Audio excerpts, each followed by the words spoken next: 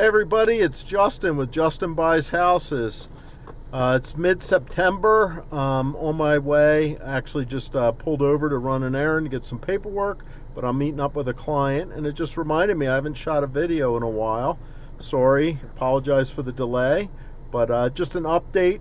Things are going well. Obviously, I think as an industry, nationwide, there's definitely a limited supply of inventory.